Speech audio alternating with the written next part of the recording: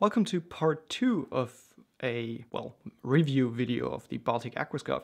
The first video I made was about a year ago, was titled 1 Year with the Baltic Aquascaphe, and this is obviously the follow-up video to that, because a lot has happened in this year, or if you want to say nothing has happened in this year.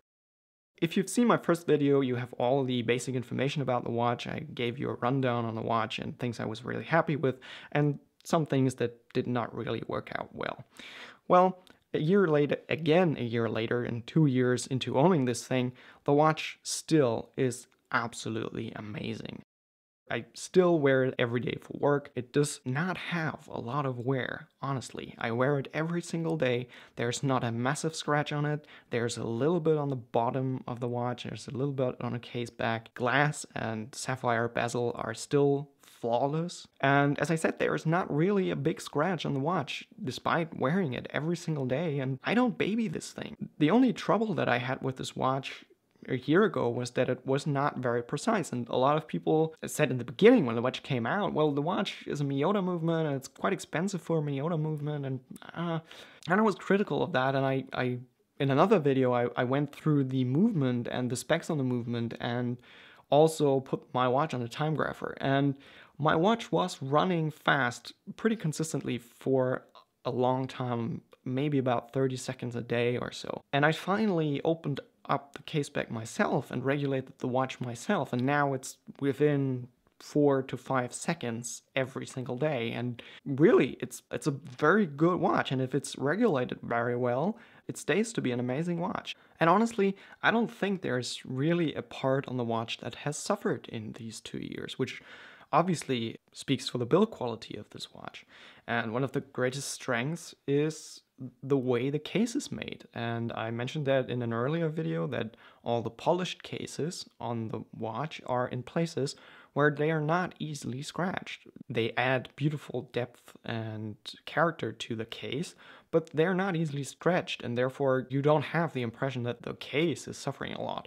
All of the surfaces that are in contact with objects or with your wrist are brushed. And the fact that they used sapphire both for the crystal and the bezel insert is another brilliant move, because it also just does not scratches, and if you have a clear view to your hands and to your dial, that keeps the watch very fresh. So this watch all around is very well made with a lot of thought, and it shows even 2 years after the watch was made.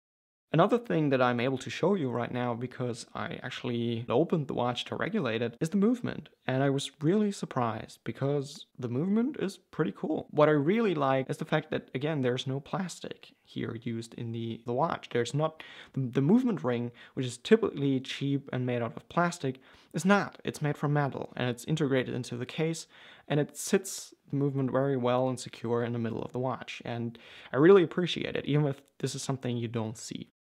The other thing that you don't typically see, the movement that is in my watch is actually a very well and beautifully decorated version, which obviously is more expensive, but that was a nice surprise because it was not mentioned anywhere and it was not part of the sales material. So yeah, I'm very, very positively surprised that they even put so much effort in to buy the more expensive finished version of the movement. Here are again a couple of shots of the watch on the time grapher to show you a little bit of how it works. The loom, obviously Superluminova is still working very well. And another thing that still works flawlessly is the bezel. When I'm at work, I use my bezel every day to set the time for my lunch breaks. So even the bezel gets to be used every time I wear the watch. And so far, I cannot see any wear. There's no play in the bezel, nothing is broken, the clicks are still very, very crisp, and the sound is also very, very crisp. I really, finally, don't have anything bad to say about this watch. It's just a phenomenal watch.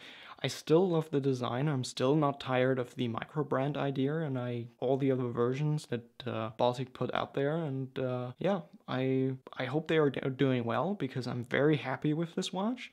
And if you think about buying it, it's worth it. I only can tell you that it is worth it. Yeah, that is a 2-year update on wearing this watch. Thank you for watching it, and I hope to see you in the next video. If you want to see more content, you can subscribe to my YouTube channel, where you find a lot of videos, mostly on watches and other interesting topics. And you can also follow me on Instagram for a little bit more of a daily approach to watchmaking and watches. And I hope to see you in the next video. Bye!